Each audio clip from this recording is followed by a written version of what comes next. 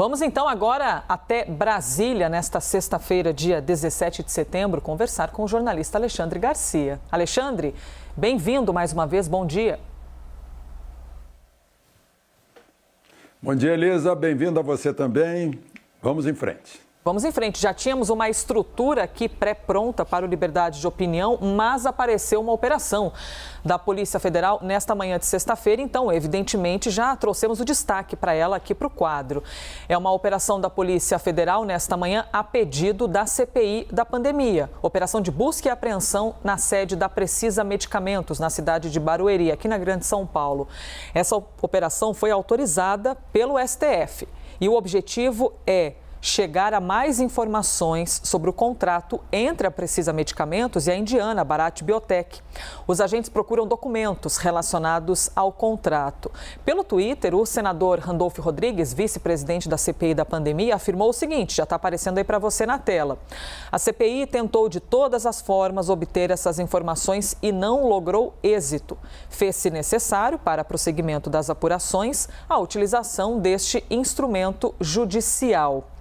Temos aí, então, todos os dados da operação envolvendo Polícia Federal, Precisa Medicamentos, CPI da pandemia. É importante ressaltar que a defesa da Precisa Medicamentos, os advogados já emitiram uma nota e em um trecho diz o seguinte: é inadmissível num Estado que se diz democrático de direito uma operação como essa de hoje. A empresa entregou todos os documentos à CPI, além de 3 representantes da empresa terem prestado depoimento à comissão. É isso que diz a defesa da empresa Precisa Medicamentos em uma nota à imprensa.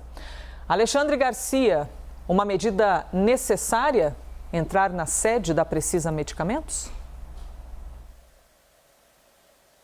Bom, antes de mais nada, Elisa, você disse que tinha toda uma estrutura pronta para fazer outra pergunta.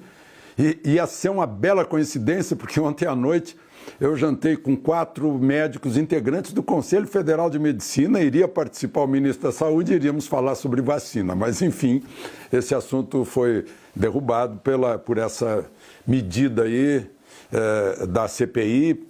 Dá a impressão assim que já é o canto do cisne da CPI, não conseguiu o que queria, então vai na truculência da polícia, vai atrás, né, de documentos. Vamos ver o que a CPI acha.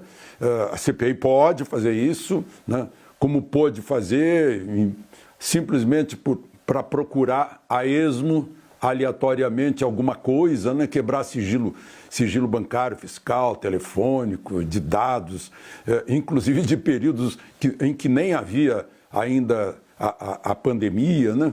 Então é mais uma, estava lá, tudo prontinho, filmado, entrada, e vamos ver. A CPI está terminando seus trabalhos, vamos esperar o relatório. Tudo isso em torno da vacina que não foi comprada. Elisa? Vou reiterar aqui, então, a defesa da empresa Precisa Medicamentos, que se manifestou sobre a operação da PF, diz que enxerga a situação como inadmissível em um Estado que se diz democrático de direito. E a defesa segue. A Precisa afirma ainda que entregou todos os documentos à CPI e que 3 representantes da empresa prestaram depoimento à comissão. E a Precisa também declara que todos os representantes intimidados prestaram depoimentos à Polícia Federal. Intimados, eu falei intimidados, mas não é, intimados, prestaram depoimentos à Polícia Federal e à Controladoria Geral da União e que documentos foram entregues ao Ministério Público Federal e também ao Tribunal de Contas da União. Feito isso, então, demos a notícia, ouvimos a opinião de Alexandre Garcia e já trouxemos o posicionamento da defesa da empresa. Alexandre, vou em frente porque temos mais um assunto. Aqui, se a gente pudesse, teria 1 hora de duração. Pois mas não?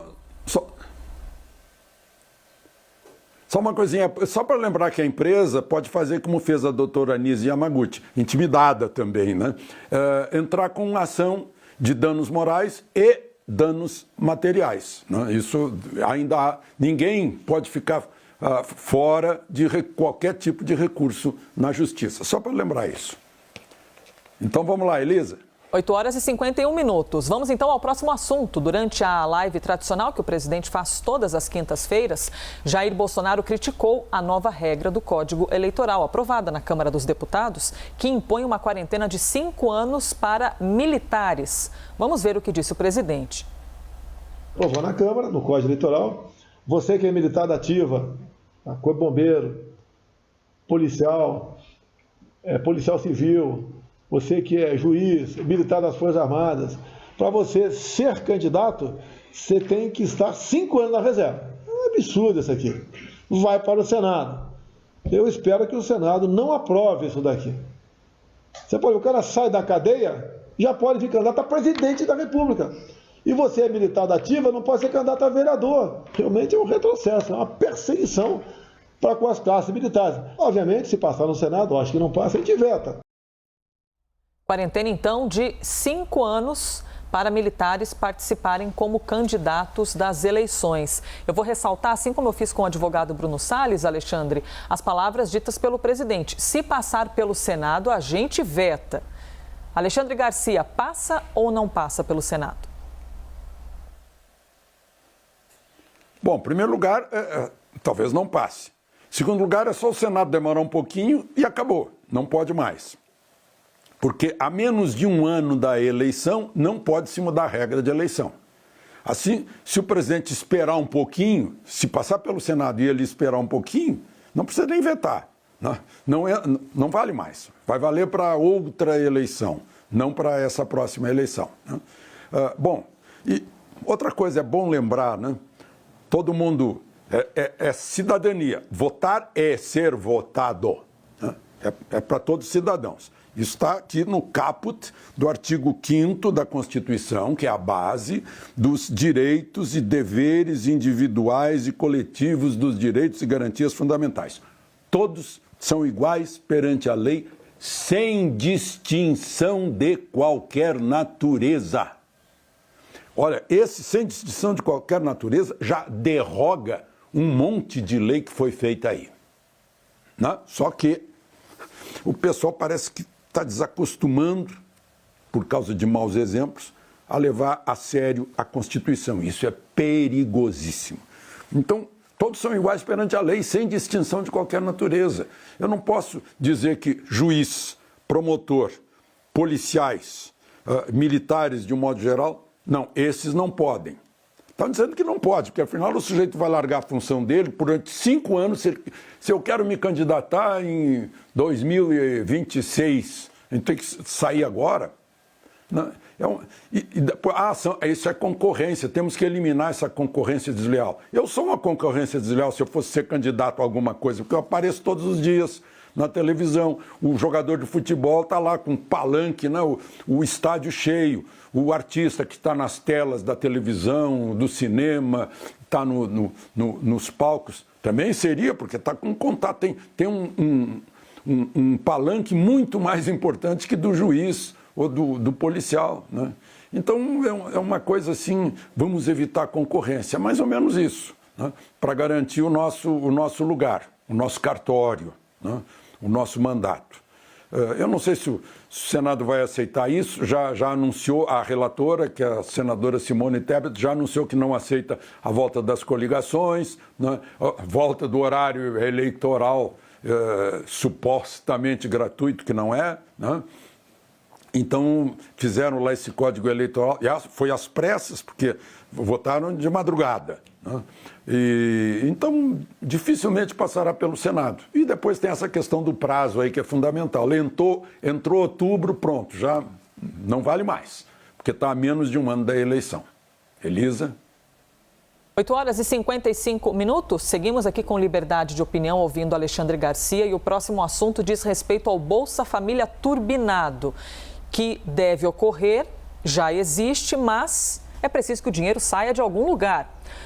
O Palácio do Planalto anunciou que o presidente Jair Bolsonaro editou um decreto que altera as alíquotas do IOF, o Imposto sobre Operações Financeiras de Crédito, Câmbio, Seguro, relativas a títulos ou valores imobiliários. Com essa mudança, seria uma alternativa. O governo afirma que a arrecadação federal vai aumentar em mais de 2 bilhões de reais. Recurso que, segundo o governo, vai ter impacto direto no programa Auxílio Brasil, a nova versão do Bolsa Família. Alexandre Garcia, procura-se uma alternativa para conseguir bancar o Bolsa Família turbinado. Você avalia que foi a melhor ou a menos pior das alternativas? Bom, não tem outra, né? Por quê? Por causa do feche tudo, feche emprego, feche empresa da pandemia, né? A campanha anti-Brasil e anti-Covid veio junto. E aí tem um preço. Se não tivesse isso e a economia estivesse crescendo, essas coisas seriam ao natural. O próprio mercado se encarregaria de dar emprego, de aumentar salário, só que houve a pandemia, né? Houve o fecha tudo, fecha emprego e fecha Brasil, né? Ontem e anteontem os partidos promoveram um encontro de ex-presidentes, Fernando Henrique, Temer e Sarney, né? Chamado Novos Rumos para o Brasil. O pessoal finge esquecer, né? Finge que não sabe que na eleição de 2018 se decidiu por novos rumos, que foram confirmados dia 7 de setembro. Então, nesses novos rumos tem algo aí que ajudou bastante, que não foi mais embora dinheiro enchendo mala de deputado para ser guardado assim aos 52 milhões de reais em apartamento na Bahia, esvaziando Petrobras, Caixa Econômica, Banco do Brasil, fundos de pensão dos Correios, superfaturamento de empreiteira para pagar propina. Isso já foi uma grande economia, parar de roubar.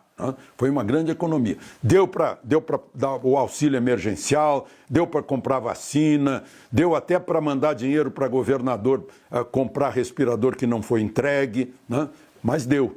Mas está faltando ainda porque tem que turbinar esse Auxílio Brasil, como é o novo nome, né? Então, o que fazer? Operação financeira, né? A pessoa física era 1,5, vai para 2, pessoa jurídica era 3, vai para 4. Do dia 20 agora até o fim do ano, né? Só aí já levanta mais de 2 bilhões e já vai dar para fazer isso com 17 milhões de famílias. É muita gente, né? Então é um assunto aí. Sim, e eu anotei aqui para não esquecer, né? Isso vai permitir também facilidades na importação de ciência e tecnologia, de equipamento para ciência e tecnologia, e até importação de alguns insumos para produção de alimentos, como zerar a alíquota de importação do milho, por exemplo. Então, vai ter, além do Auxílio Brasil, vai ter outros reflexos também nesses tempos de emergência que foi provocada pela puxada para baixo, né? O FMI pensava que a gente ia cair 9% ano passado, caímos metade disso, né? E esse ano estamos recuperando, principalmente empregos. Elisa? Alexandre Garcia, chegamos ao fim de mais uma semana aqui no Liberdade de Opinião. Então, bom fim de semana, nos vemos novamente na segunda.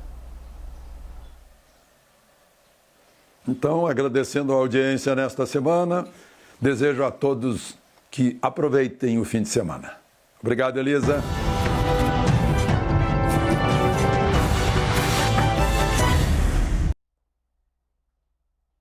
Reiterando sempre que as opiniões emitidas pelos comentaristas do quadro não refletem necessariamente a posição da CNN.